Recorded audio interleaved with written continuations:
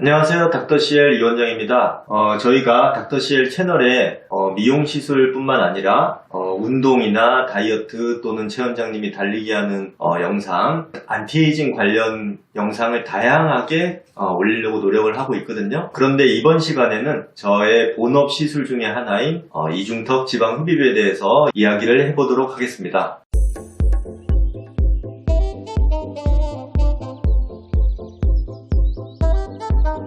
저희 직원분들께 질문을 받았거든요. 그래서 Q&A 형식으로 진행을 해보도록 하겠습니다. 일단 이중턱 지방 흡입에 대해서 기본적인 정보에 대해서 먼저 말씀을 드리도록 하겠습니다. 이중턱이라는 것은 이 턱뼈가 있잖아요. 네, 턱뼈 아래쪽 이 부분에 있는 지방을 제거하는 시술인데요. 시술을 어떻게 하냐면 일단 관을 넣어서 지방을 빼야 되기 때문에 절개를 이 귀 밑에, 턱 밑에, 귀 밑에 이렇게 세 개를 뚫어서 관을 넣어서 지방을 제거하고요. 무작정 지방을 제거할 수는 없고 이 속에 마취 용액을 굉장히 많이 넣어서 마취도 시키고 출혈도 덜 나게 하고 지방 조직을 부풀려야 되거든요. 그래서 부풀린 후에 관을 넣어서 지방을 제거하는데 마취를 수면 마취 상태에서 하거나 아니면 국소 마취로도 가능을 해요. 시술에 걸리는 시간은 약 30분 정도 소요가 됩니다. 시술이 끝나고 나면 경과는 어떻게 되냐면 3명 중에 1명은 멍이 들 수 있는데 심하게 되는 건 아니고 턱 밑에 약간 불그스름하게 들 수 있고요. 그리고 붓기가 그렇게 심하지 않아서 일주일 정도면은 붓기가 없어집니다. 그리고 이 피부가 수축이 되면서 달라붙어야 되는데 그러면서 속에서 뭉치고 딱딱해지는데 그러한 뭉치고 딱딱해지는 과정을 통해서 피부가 오그라붙거든요. 그래서 3주에서 한 달 정도 후에 만지면 제일 딱딱해요. 고개를 들면 뻣뻣하고 만지면 딱딱하고 뭔가 덩어리 같은 게 잡히게 느껴질 수도 있고요. 그런 게 한 달 정도 후에 제일 심했다가 점점 풀려서 반년 정도면 거의 다 풀려요. 이제 질문에 대해서 답하는 시간을 가져보도록 할 텐데요. 첫 번째 질문은 직장인입니다. 수술 후 다음날 회사를 갈 수 있나요? 아니면 휴가를 내야 할까요? 이중턱 지방흡입을 한다고 휴가를 길게 낼 수는 없고 지방흡입 후에 약간 붓기는 있고 멍이 살짝 들 수는 있지만 요즘에 다 마스크를 끼고 다니잖아요. 그래서 사실은 시술 받고 뒷날 회사 가셔도 돼요. 마스크 끼고 있으면 모르니까. 그리고 마스크를 벗어도 조금 붓는 정도? 멍 살짝 드는 정도? 그래서 휴가까지는 낼 필요는 굳이 없고 바로 출근하셔도 무방할 거라고 생각합니다. 다음 질문은 이중턱 흡입에 더 효과적인 얼굴이 있나요? 아니면 효과가 없는 경우는 어떤 경우인가요? 이런 질문인데요. 이중턱 흡입의 효과가 좋으려면 너무나 당연히 턱살이 많아야겠죠. 그 다음에 피부 탄력이 좋아야 지방을 뺐을 때 피부가 잘 달라붙습니다.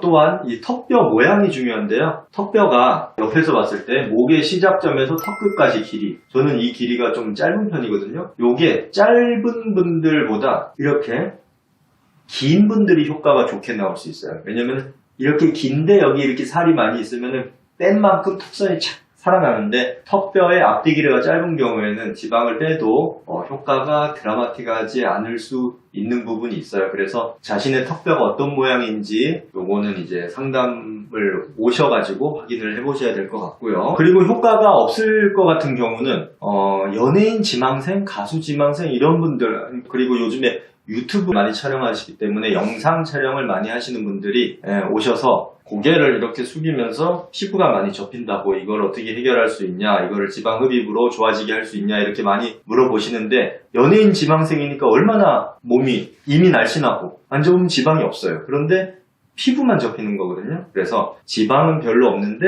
피부만 숙일 때, 특히 고개를 숙일 때 접히는 경우, 이런 경우에는 효과가 적을 수 있는데 근데 또 자기는 자기가 지방이 얼마나 있는지 잘 모를 수 있어요. 그래서 이거는 병원에 오시면은 이렇게 만져보면 알 수가 있고요.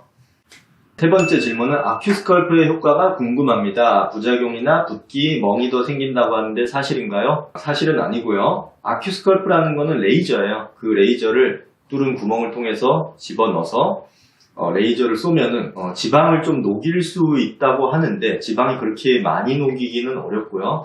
저는 사실 레이저나 뭐 고주파 아니면 초음파 이런 것들로 지방을 녹인 후에 지방을 흡입을 하지 않고 매뉴얼 방식, 소위 핸드메이드 방식이라고 말하는 그런 방식으로 관을 넣어서 일일이 손으로 지방을 빼는 식으로 시술을 하는데요. 저는 그래요. 레이저는 지방을 뺀 후에 피부를 더 달라붙게 하는 피부 타이트닝 목적으로 사용을 하지 레이저를 본격적으로 너무 많이 얼굴에 쏘지는 않고요. 왜냐면은 레이저는 얼굴에 쏠 수 있는 에너지의 한계가 있어요. 너무 많이 쏘면은 화상을 입을 수 있거든요. 그래서 부작용이 안 생기게 하려면은 레이저를 기본으로 시술하는 게 아니고 지방 흡입 방식으로 시술을 하고 레이저는 보조적으로 피부를 더 타이트닝하는 목적으로 이런 식으로 시술을 하는 경우에는 아큐스컬프를 병행 시술을 했다고 해서 부작용이 더 생기거나 뭔가 붓기가 더 생기고 이런 거는 사실은 아니라고 볼 수 있습니다. 네 번째 질문은 지방 흡입 후 처질까봐 걱정입니다.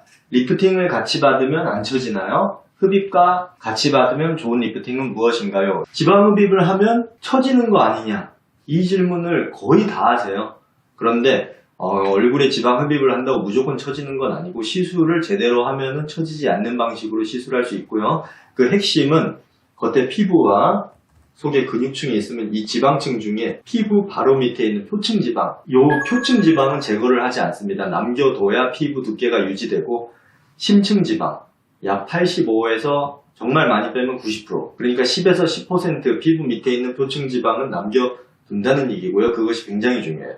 그런데 그 테크닉이 그렇게 간단한 것은 아니기 때문에 깊이 있는 지방을 충분히 제거하는 방식으로 하고 피부 밑에 약간 남겨놓는 요런 테크닉이 어렵지만 굉장히 중요합니다. 그래야 불필요한 지방 빼고 피부를 수축시켜서 달라붙게 만들어서 처지지 않게 시술을 할 수 있거든요. 그래서 저의 대답은 지방 흡입을 하면 무조건 처지는 것이 아니라 시술 테크닉에 많이 좌우된다, 이렇게 말씀을 드릴 수 있겠습니다. 같이 할 수 있는 리프팅은 실리프팅이나 물세라나 슈링크 같은 초음파 리프팅 할 수 있는데 이중턱은 실리프팅이 그렇게 효과가 큰 부위는 아니에요. 그래서 병행 시술을 울세라나 초음파 리프팅을 같이 하는 경우도 있습니다. 다섯째 질문은요. 유지 기간이 얼마나 가나요? 영구적인가요? 살이 찌면 어떻게 되나요? 지방 흡입으로 한번 제거한 지방은 그냥 영원히 없는 거라고 보시면 되세요. 그래서 체중이 동일하다고 하면 지방 흡입 효과는 쭉 간다고 보시면 되는데, 다만